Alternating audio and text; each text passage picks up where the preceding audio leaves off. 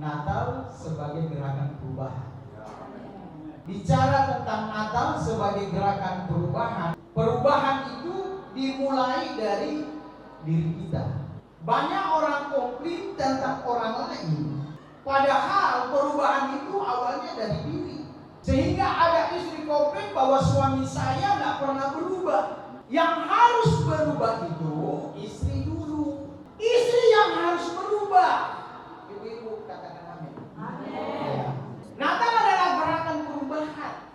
Setiap orang Natal dia berharap ada sebuah perubahan dalam hidupnya, supaya di tahun baru dapat berkat yang baru. Semua orang punya harapan, makanya saya memberikan tema hari ini, Natal sebagai gerakan perubahan hidup.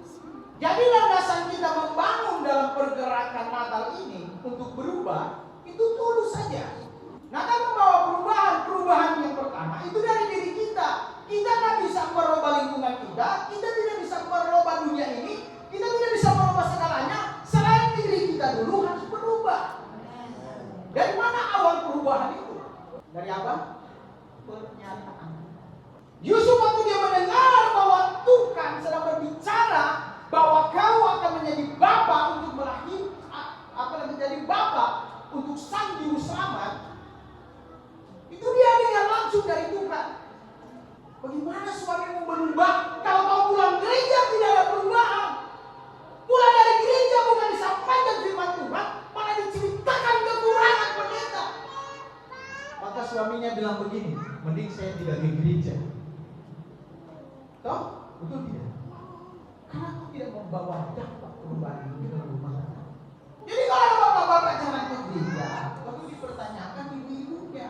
Tapi di Jakarta mereka di sini tidak. Jadi perubahan itu dimulai dari diri kita. Mau pendetamu benar atau tidak benar, mau orang di sekitarmu tidak benar atau benar, itu urusannya dia, bukan urusannya kita. Urusannya kita bangkit dan berubah. Jadi kalau kau datang ke gereja hanya mau menilai orang, datang ke gereja hanya melihat pendeta khotbah ini salah, pendeta khotbah itu salah, ada yang salah dalam hidupmu.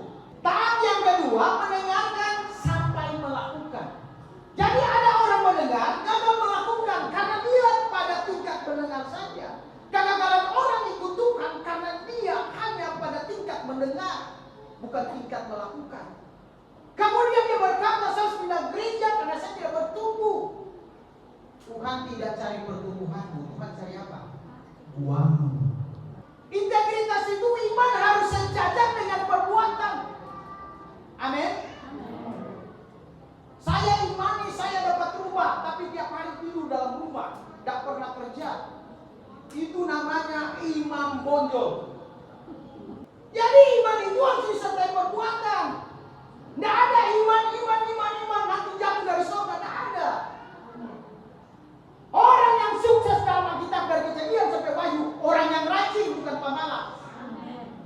Jadi dengan baik-baik orang muda, kalau kau pemalas masa tuamu akan susah. Kenapa bapak-bapak yang bisa jadi muda lah? Baik-baik. Oh iya, betul. Dan orang yang dipakai di mana-mana itu orang yang punya integritas moralnya baik. 3 proses terjadinya gerakan transformasi. Kenapa ada pergerakan? Karena ada yang mendorong. Siapa yang mendorong? Kata-kata negatif dari belakang. Jadi kalau ada orang cerita kamu dari belakang, ada orang bicara engkau dari belakang, ingat bahwa engkau sudah jadi Yamaha. Tahu Yamaha? Semakin di depan. Gitu. Jangan kau protes. Ini mulut tak pernah bertobat. Ini mulut kayak. Nggak usah protes. Promosi yang paling mudah dan tidak dibayar adalah orang yang sakit hati dengan kita. Betul tidak?